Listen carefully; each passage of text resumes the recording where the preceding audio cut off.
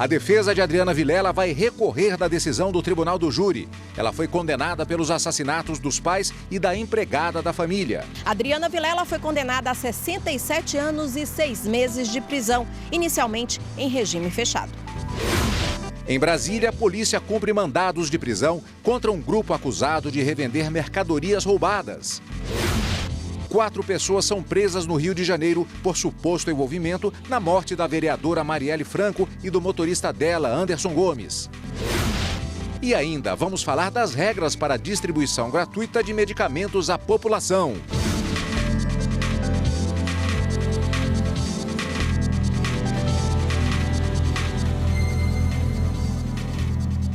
Olá, boa tarde. Boa tarde. A defesa de Adriana Vilela anunciou que vai recorrer da condenação pelo assassinato dos pais e da empregada da família.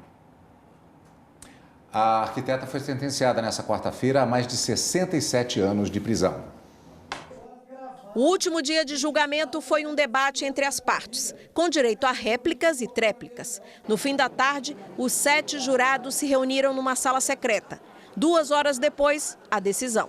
O Tribunal do Júri condenou a arquiteta Adriana Vilela a 67 anos e 6 meses de prisão, inicialmente em regime fechado, pelas mortes dos pais, José Guilherme e Maria Vilela, e da empregada Francisca Nascimento da Silva, e pelo furto de joias e dinheiro no local do crime. Os 2 primeiros crimes teriam sido praticados por motivo torpe, consistente em vingança decorrente dos inúmeros atritos ocorridos entre acusados e seus pais, principalmente com sua genitora, em razão de questões financeiras. Ressalte-se que os crimes foram criteriosamente estudados e preparados, foram executados ardiosamente uma sexta-feira para dificultar fossem os corpos encontrados e assim garantir a impunidade. A morte da vítima foi precedida de sofrimento físico e principalmente mental indescritíveis. A sentença é referente a um caso que ocorreu há 10 anos no apartamento dos Vilelas, numa área nobre de Brasília. As vítimas levaram 73 facadas. Até agora, 3 homens tinham sido presos e condenados. Um deles é o ex-porteiro do edifício. Eles confessaram os assassinatos e disseram que receberam R$60 mil de Adriana para executar o crime. O julgamento durou 10 dias, por isso considerado o mais longo que ocorreu até hoje no Distrito Federal. Logo após a leitura da sentença, a defesa de Adriana Vilela reagiu. Disse que a arquiteta foi vítima de injustiça. O Tribunal do Júri tem essa característica, ele vota sim e não. Ele não tem que fundamentar. A gente respeita a decisão, evidentemente. Tenho absoluta convicção da inocência dela. Acho que fizeram aqui hoje uma monstruosidade. Vamos ao Tribunal de Justiça para tentar reverter essa monstruosidade. A pena está de acordo com os critérios que atualmente são adotados, né, pela jurisprudência, de maneira que não há muito a se contestar a nível de pena. Esse foi um dos crimes mais bárbaros que eu já vi na minha vida. Crime sério. Matar pai, mãe, empregada para queimar arquivo e tomar conta de uma fortuna. O Ministério Público Federal em São Paulo e a Polícia Federal deflagraram hoje a Operação Estrela Cadente, que investiga vazamento de resultados das reuniões do Copom, o Comitê de Políticas Monetárias do Banco do Brasil. E quem tem mais informações sobre essa operação e conversa com a gente agora é o repórter Gabriel Ciafrei. Olá, Gabriel, muito boa tarde para você. Oi, Rafaela, boa tarde para você, boa tarde a todos. Pois é, nessa operação, a Polícia Federal e o Ministério Público Federal cumpriram um mandado judicial de busca e apreensão. As investigações feitas com base em uma colaboração premiada do ex-ministro da Fazenda, Antônio Palocci, mostram que informações privilegiadas teriam sido repassadas a um fundo de investimento do banco BTG Pactual. A consequência disso seriam lucros milionários para a instituição financeira. As investigações apuram supostas práticas de corrupção ativa e passiva, lavagem de dinheiro e uso de informações privilegiadas. Voltamos ao estúdio. Obrigado, Gabriel. A Operação Carga Pesada. A Polícia Civil do Distrito Federal desmontou uma organização criminosa que revendia mercadorias roubadas. 7 pessoas foram presas. A investigação vinha sendo feita pela Coordenação de Repressão aos Crimes Patrimoniais desde 2018. De acordo com a Polícia Civil do Distrito Federal, a quadrilha é integrada por 8 homens, de 25 a 59 anos. O líder do grupo, identificado pelas iniciais EFA, tem 42 anos. Durante a operação foram apreendidos produtos novos que seriam vendidos para comerciantes da capital federal, porções de drogas e automóveis, entre eles uma BMW. Foram identificadas diversas empresas de fachada usadas para esquentar as mercadorias roubadas. Só uma delas emitiu no primeiro semestre deste ano o equivalente a 61 milhões de reais em notas. Logo mais às 14h tem sessão do plenário do Supremo Tribunal Federal. Veja agora a previsão da pauta de julgamento. Precatório é o primeiro tema da pauta divulgada da sessão plenária desta quinta-feira, consequência de embargos de declaração em recurso extraordinário em que se discute a validade da correção monetária e dos juros moratórios incidentes sobre as condenações impostas à Fazenda Pública. Direito do trabalho é tema que apresenta 4 ações que questionam a limitação de valores de indenizações por danos morais nas relações de trabalho. Matéria processual é tema com 3 processos. O primeiro, a ação que pede a rescisão do acórdão que entendeu exigível depósito recursal prévio com base na lei de imprensa. O segundo, um recurso extraordinário sobre a constitucionalidade da ampliação de prazo para a Fazenda Pública para oposição de embargos de execução. E ainda um recurso extraordinário contra a decisão do TST que manteve extensão a servidores da Justiça Eleitoral do Ceará, reajuste de IPC de março de 1990, decorrente do Plano Collor. Ordem social é o tema que fecha a pauta da semana, com ação rescisória que busca mudar decisão em processo sobre benefício previdenciário. Mais informações sobre a pauta de julgamentos no site do Supremo Tribunal Federal, stf.jus.br. E os ministros do Supremo Tribunal Federal devem retomar a análise sobre os efeitos de uma decisão do plenário que considerou inconstitucional a aplicação dos juros da caderneta de poupança nas condenações contra a Fazenda Pública. O plenário atendeu ao pedido da Confederação Nacional dos Servidores Públicos, do INSS de 17 estados e do Distrito Federal. O tema volta a ser debatido no plenário com a apresentação do voto vista do ministro Gilmar Mendes. Os ministros já haviam decidido que em causas tributárias deve ser aplicado o mesmo índice utilizado quando o órgão recebe crédito tributário, respeitando o princípio constitucional da isonomia. Hoje seria com base na Selic, que é a taxa básica de juros e que atualmente está em menos de 0,5% ao mês, menor que a da poupança. Segundo o presidente do Supremo Tribunal Federal, ministro Dias Toffoli, a aplicação de correção monetária e dos juros é um dos temas que mais demandam a justiça brasileira. Hoje o Supremo irá decidir a partir de quando os juros com base na Selic podem ser cobrados, ou seja, se alcançam processos contra a Fazenda Pública de natureza tributária que já foram decididos. E com isso vai liberar outras ações que estão aguardando esse julgamento. Por causa da relevância jurídica e econômica, o caso teve repercussão geral reconhecida. Já na sessão de ontem, o Supremo Tribunal Federal decidiu que réus delatados podem apresentar alegações finais após os delatores. O plenário ainda vai fixar uma tese para orientar os juízes de todo o país na decisão de casos semelhantes. Com o placar de 7-4, o plenário do STF decidiu que réus delatados têm o direito de apresentar as alegações finais depois das manifestações dos acusados que assinaram colaboração premiada. Também, por maioria de votos, foi anulada a condenação do ex-gerente da Petrobras, Márcio de Almeida Freitas. Ele foi condenado na Lava Jato. E agora o caso dele volta para a apresentação de razões finais, a última fase antes da sentença. O ministro Marco Aurélio, que estava ausente na sessão da semana passada, votou contra essa ordem de apresentação. O Supremo não legisla, pronuncia-se a partir da ordem jurídica em vigor. Entender que o delatado deve falar após o delator é esquecer que ambos têm condição única no processo, ou seja, de réus, estabelecendo-se ordem discrepante da versada na legislação de regência. Ainda durante a sessão, o ministro Dias Toffoli defendeu o papel do Supremo no combate à corrupção.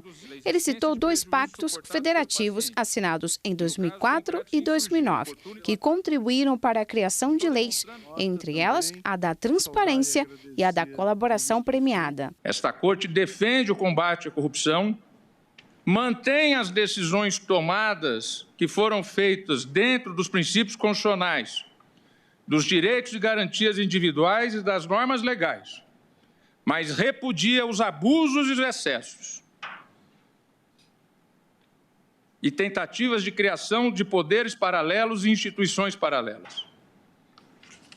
Volto a dizer, se não fosse esse Supremo Tribunal Federal, não haveria o combate à corrupção no Brasil. O julgamento segue nesta quinta-feira. Está prevista a aprovação de uma tese que deve orientar o judiciário de todo o país. O presidente do Supremo propôs 2 pontos. Delatados podem falar por último, desde que tenham feito esse pedido ainda na primeira instância e reiterado na fase de recurso. E é necessário comprovar prejuízo para os delatados nos processos que já tenham sentença. O prefeito de Itaituba, no Pará, Valmir de Aguiar, foi condenado por crime ambiental. A Justiça Federal em Santarém, no Pará, fixou a pena do prefeito de Itaituba, Valmir Climaco de Aguiar, em 4 anos e 9 meses de detenção por desmatar 746 hectares de floresta nativa em área de preservação no município de Altamira. O crime ambiental também ficou caracterizado porque ele explorou sem autorização matéria-prima pertencente à União. Na sentença, o juiz destacou que o desmatamento e a poluição têm sido responsáveis pela extinção de inúmeras espécies na Amazônia. E há provas da ação do prefeito na fazenda Serra Azul, de sua propriedade. E a seguir, viúvo vai ser indenizado por gasto com medicamento não fornecido à mulher dele, vítima de câncer. Ela era uma pessoa amável. Ela queria viver.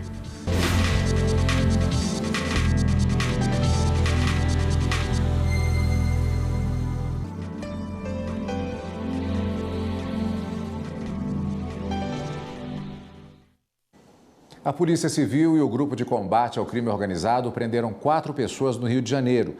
É mais um desdobramento das investigações dos assassinatos de Marielle Franco e Anderson Gomes. Segundo as investigações, o grupo é acusado de ter ocultado as armas usadas no crime, depois jogadas ao mar.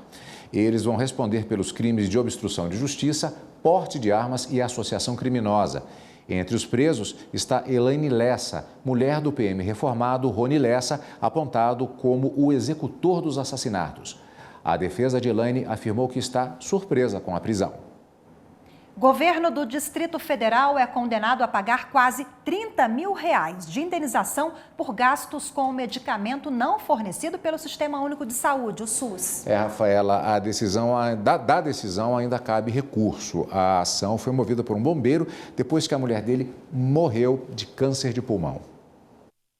O casamento de 20 anos deu frutos, 3 filhos e muitos planos. Planos interrompidos às vésperas de uma viagem que o casal faria. Uma reviravolta na vida da família. Berlânia foi diagnosticada com câncer no pulmão. Neoplasia plasmática. E aí fiquei lá com ela durante uns 20 dias no Hospital Regional de Samambaia. E de lá ela foi encaminhada para um gastro no hospital de base. Imediatamente, André mobilizou amigos e familiares para conseguir os medicamentos para o tratamento da esposa. O remédio custa cerca de R$30 mil e dura por apenas um mês. A família mora nessa casa simples, em Sol Nascente, região periférica do Distrito Federal. Eles não tinham como arcar com essa despesa. Buscaram a via administrativa e a justiça para tentar conseguir o medicamento pelo SUS. Não deu tempo.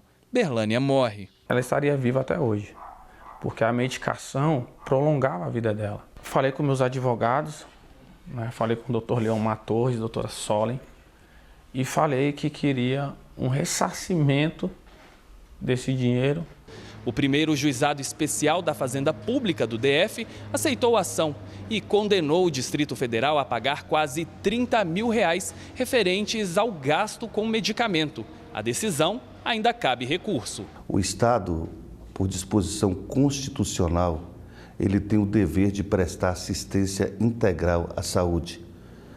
O fundamento está lá nos artigos 196 e 198 da Constituição Federal. Ela era uma pessoa amável.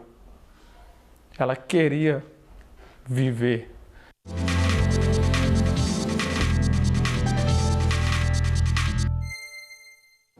E para falar mais sobre o assunto, recebemos aqui nos estúdios da TV Justiça a advogada Caroline Leal, a quem, antes de mais nada, agradeço pela presença conosco. Boa tarde. Boa tarde, obrigada, Cadu, obrigada, Rafa. Obrigada, boa tarde. Tipo da reportagem que a gente não gosta, na verdade, de passar, mas é necessário que seja exibida exatamente para que se denuncie, para que se trabalhe situações como essa, que não são individuais, é um problema de saúde pública.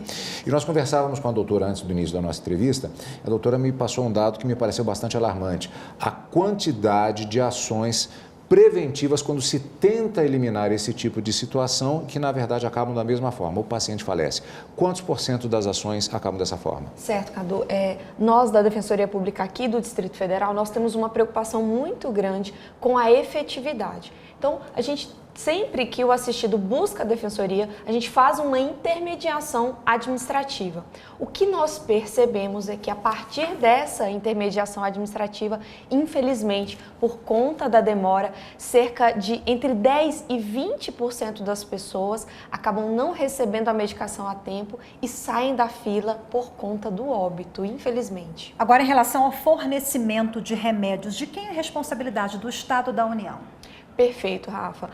Nós temos uma responsabilidade solidária entre os 3 entes, município, Estado e União. Então, do ponto de vista do assistido, do ponto de vista do usuário do serviço público, ele pode ajuizar a ação contra qualquer um dos 3. Depois, no ajuste de contas interno, eventualmente o Estado cobra da União ou o município cobra do Estado ou da União. Mas do ponto de vista do cidadão, ele ajuiza contra qualquer um desses entes. Doutora, além da legislação, princípios gerais de direito, nós temos a jurisprudência que ajuda a adaptar, a formatar, sempre se procurando o melhor possível para diversas situações, principalmente nesse caso. Quais são as balizas atualmente em termos de decisões e que orientam justamente a posição do judiciário? Certo. Em 2018 e agora em 2019, nós tivemos duas decisões, primeiro do STJ, depois do STF, extremamente importantes, porque existia uma divergência jurisprudencial e, às vezes, criação de requisitos que não eram previstos. O que ficou estampado nessas duas decisões? A primeira, a necessidade de registro do medicamento na Anvisa.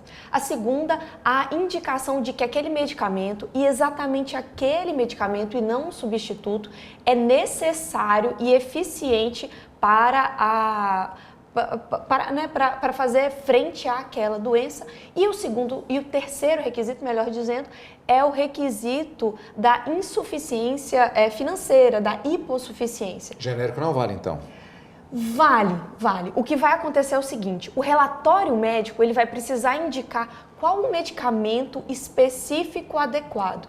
Se aquele medicamento que está constante da lista do SUS não é eficiente, surge aí a responsabilidade do Estado de prestar um medicamento que é eficiente para aquela doença. Quais os desafios a serem enfrentados para a resolução dessa matéria, que a gente sabe que a judicialização na saúde é muito comum no judiciário, né? Sim, nós temos uma dificuldade muito grande e o próprio tema da judicialização é um tema muito controverso, né? A Defensoria Pública age com muita cautela e nós temos agora uma preocupação muito grande com as demandas coletivas. Então, o que a gente tem feito aqui no âmbito da Defensoria Pública do Distrito Federal é mapear casos que tem essa repercussão coletiva e ajudar o gestor a enfrentar o problema. Então, a gente tem feito isso com muito sucesso. Doutora Caroline, muito obrigada pela entrevista. Boa tarde. Boa tarde, obrigada. Doutora Ana Carolina, só reforçando, disse advogada,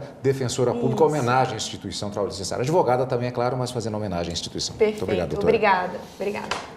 O Tribunal de Justiça do Rio Grande do Sul manteve suspensão da cobrança de pedágio das rodovias estaduais 129 e 130, localizadas no município de Encantado.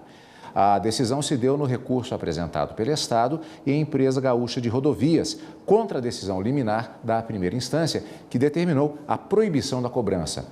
Essa decisão é temporária e ainda será analisada em definitivo pelo tribunal. O Ministério Público ajuizou ação civil pública contra a EGR, destacando a má conservação das ERS 129 e 130, além da baixa qualidade do material utilizado para reparos, não havendo a contraprestação às tarifas cobradas no pedágio.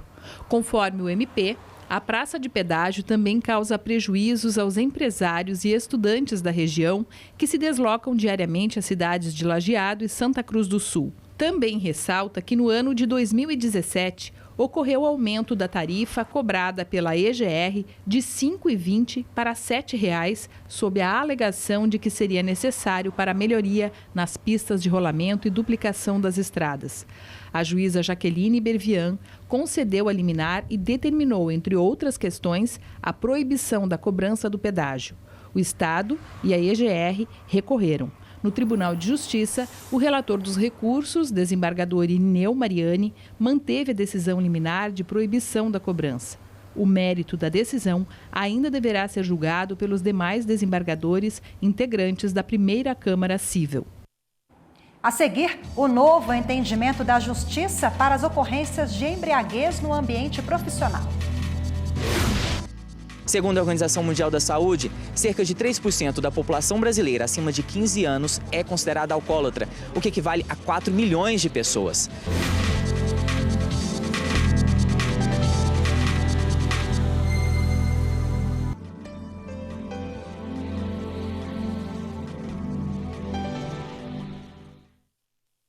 A embriaguez no trabalho pode ser motivo para dispensa por justa causa. Mas, recentemente, a Justiça tem reconhecido em diversos casos que o alcoolismo é uma doença e precisa ser tratada como questão de saúde pública. Durante 30 anos, este homem que prefere não ser identificado foi viciado em álcool. Ele conta que descobriu na bebida uma forma de se libertar da timidez, mas aos poucos se tornou dependente. Era servidor público bancário. Chegava ao trabalho já embriagado e até fugia durante o expediente para beber, o que atrapalhava no desempenho profissional. E um belo dia eu cheguei lá de ressaca, né? Passei a noite toda bebendo. Cheguei lá e fechei o posto, né? Fechei o posto, avisei lá que ia fechar meio-dia, né? E veio a superintendência do posto conversar comigo e me perguntou lá: uai, fiquei sabendo que você vai fechar o posto aí, eu não recebi comunicado oficial nenhum. Falei, não, eu estou te dando já comunicado oficial, aqui é verbal mesmo. Por sorte, ele não perdeu o emprego, mas o alcoolismo o levou a pedir demissão. Saí achando que eu ia encontrar, que eu sou capaz demais, né? Você acha que é o bam, né? Mas não é assim. O mercado ele é muito exigente e, na verdade, o alcoolismo ele já está excluindo a gente, né? De lá para cá, não consegui mais trabalhar em emprego nenhum. Segundo a Organização Mundial da Saúde, cerca de 3% da população brasileira acima de 15 anos é considerada alcoólatra, o que equivale a 4 milhões de pessoas. A dependência do álcool é reconhecida como doença, o que causa muitos prejuízos para a vida social e profissional. Muita gente acaba perdendo o emprego devido à embriaguez no trabalho. Entre os fatores causadores do alcoolismo apontados por essa psicóloga estão a pressão e as cobranças no ambiente de trabalho. Aos poucos, a doença afeta o rendimento do empregado. Ele também pode ter perdas na memória, ou seja, pode afetar diretamente o seu funcionamento cognitivo.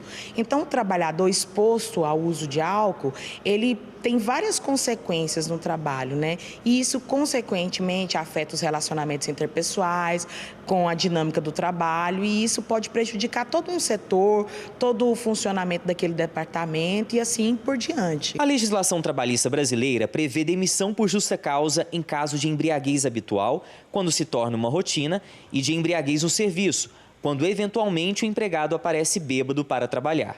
Mas, segundo este magistrado, a Justiça tem entendido a embriaguez habitual como uma enfermidade. A necessidade de o empregador verificar de antemão se a embriaguez desse trabalhador é uma doença ou se ela não é uma doença. Nessas situações, eu acho que o melhor caminho é a prevenção pelo empregador, é o acolhimento, é encaminhar o trabalhador ao INSS ou é aplicar advertência, suspensão, passar o trabalhador pelo serviço médico da empresa, de modo a lhe conceder todo o apoio, normalmente porque ele precisa desse apoio, porque a condição pessoal dele não é uma condição favorável, ele realmente sofre de uma doença.